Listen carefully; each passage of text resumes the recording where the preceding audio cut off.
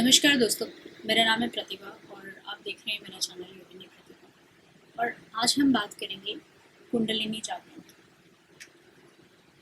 हमारे शरीर में 5 प्रकार के मुख्य प्राण होते हैं, जो इस प्रकार हैं: प्राण, उदान, समान, अपान, व्यान। इसी तरह 5 प्रकार के उपप्राण होते हैं: धनंजय, कूर्म, देवदत्त, नाग और कृपल। और इन पर आधारित होते हैं हमारे शरीर में स्थित 7 चक्र, जिन्हें हम सप्त ऊर्जा केंद्र या प्राण द्वार भी कहते हैं। सबसे पहला होता है मूलाधार, फिर स्वादिष्ठान, फिर मणिपुर, फिर अनाहत, फिर विशुद्धि, फिर ज्ञान और सबसे अंत में होता है सहस्रार चक्र, जो आपकी इला पिंगला और सुषुम्ना नाड़ी के जुड़ान पर, मतलब जो उसका जॉइंट होता है, उसके ज्योति पुंज पर स्थित होती है। वैसे ये सब मैं आपको क्यों बता रही हूँ, ये जानते हैं आप? क्योंकि आज हम बात करेंगे कुंडलिनी जागरण की। ये मैंने बताया आपको, उसमें होता है कि कुंडलिनी जागरण क्या है। तो सबसे पहले तो किसी चीज़ की जागृति की अगर हम बात कर रहे हैं तो हमें समझना होगा कि हम क्या जगाना चाह रहे हैं अपने अंदर, किस चीज़ को हम किस ऊर्जा को हम जगाना चाहते हैं। कुंडलिनी क्या है? तो ये एक शक्ति है।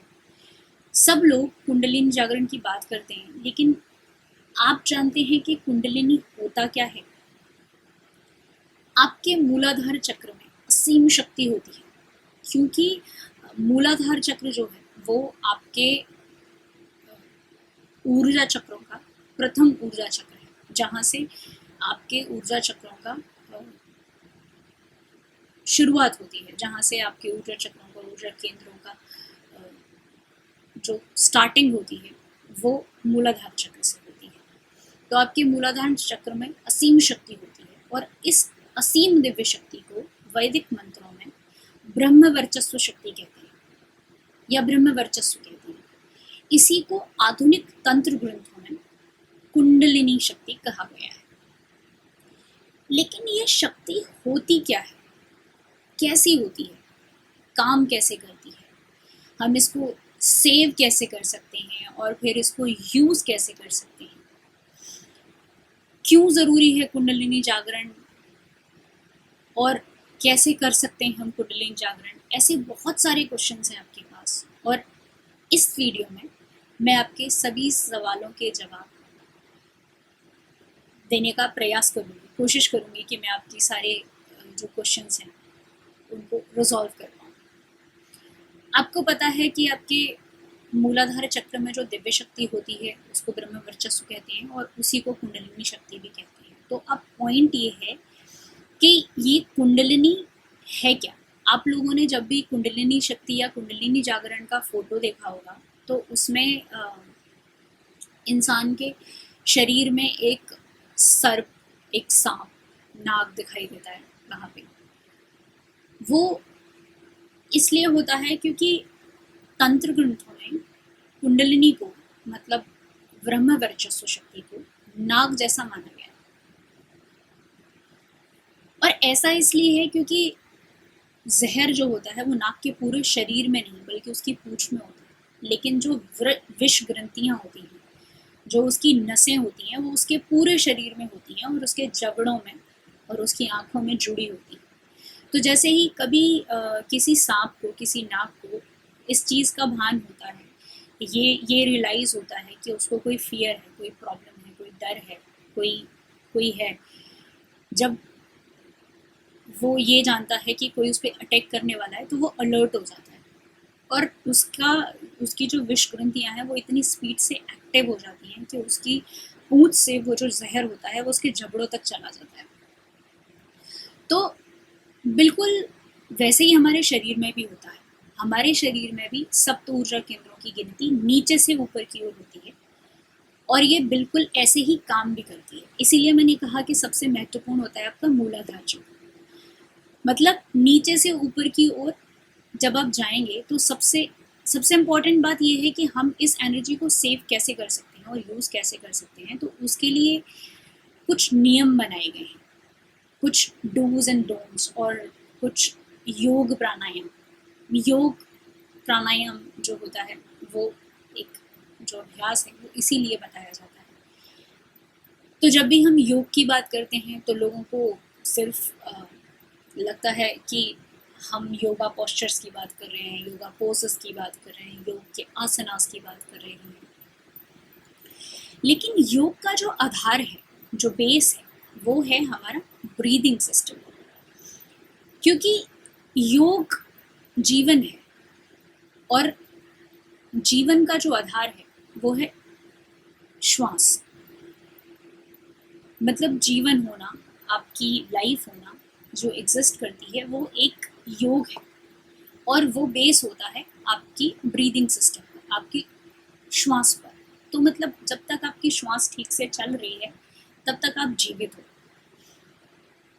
और योग जो है वो हमें यही सिखाता है। जब हम प्राणायाम करते हैं तो अपनी जो श्वास है उसको कंट्रोल करना सीखते हैं कि कब और कैसी श्वास लेनी चाहिए, कब श्वास लेंगे, कब श्वास छोड़ेंगे, कब तक श्वास को रोकेंगे। और जो योग मुद्राएं हैं उनमें आपके शरीर के जितने भी अंग प्रत्यंग हैं, जो आपके बॉडी पार्ट्स हैं, उनको एक तरीके से फिट रखने के लिए वो जो स्ट्रेचिंग होती है, वो जो पोस्चर्स होते हैं, वो जो पोजेस होते हैं, वो जो आसनास हैं, वो उनकी शक्ति को निहित करने के लिए उसमें बनाए जाते हैं।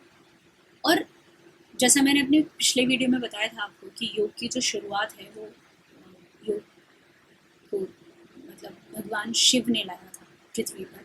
और भगवान शिव ने लगभग 84 लाख से भी ज़्यादा योग क्रियाएं बताई थी अपने नृत्य के द्वारा, इसीलिए भगवान शिव को नटराज भी कहते हैं। तो भगवान शिव ने जो योग क्रियाएं बनाई थी उसमें बहुत सारी जो हम नहीं भी जानते हैं बेसिकली, लेकिन उसके बाद जब पतंजलि ने जो योग के सूत्र बनाए, ऋषि पतंजलि ने, आई टोल्ड यू कि वो 196 होते हैं, तो उनमें जो क्रियाएं हैं, जो वो सूत्रास हैं, जो उनमें आसनास हैं, जो उनकी क्रियाएं हैं, वो आपको आपके शरीर को कैसे स्वस्थ रख सकते हैं। तो स्वस्थ रखने का मतलब सिर्फ ये नहीं होता है कि मैं ठीक से सांस ले रहा हूँ, मैं ठीक से चल रहा हूँ, बैठ रहा हूँ, खा रहा हूँ तो मैं स्वस्थ हूँ। स्वस्थ रहने का मतलब होता है कि जो मेरी इंद्रियां हैं, जो मेरी ज्ञानेंद्रियां हैं, जो मेरी कर्मेंद्रियां हैं, जो मेरा जीवन है वो कितना स्वस्थ है, मेरे विचार कितने स्वस्थ हैं। श्वास स्वस्थ होने का मतलब है तुम्हारा जीवन स्वस्थ होना।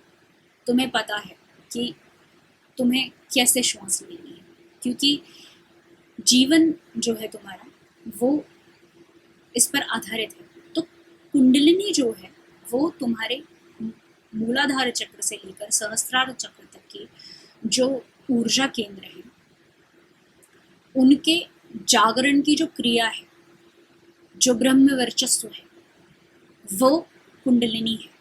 तो उनके जागरण की क्रिया तुम्हारे उन योग के द्वारा तुम्हारे उन ऊर्जा केंद्रों को जागृत करने की क्रिया को कुंडलिनी जागरण कहते हैं। और कुंडलिनी जागरण के लिए सबसे पहले जब हम योग के सूत्रों की बात करेंगे उससे पहले हम बात करेंगे कि जो सप्त ऊर्जा केंद्र हैं वो क्या हैं और कैसे हैं और उनका काम क्या है।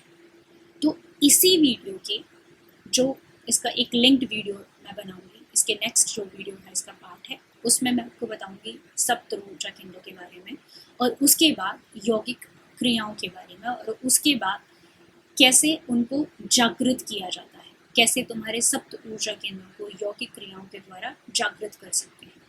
तो इस वीडियो को यहीं समाप्त करते हैं और अगले वीडियो तक देखते रहिए मेरा channel Yogini Pratibha. Thank you so much.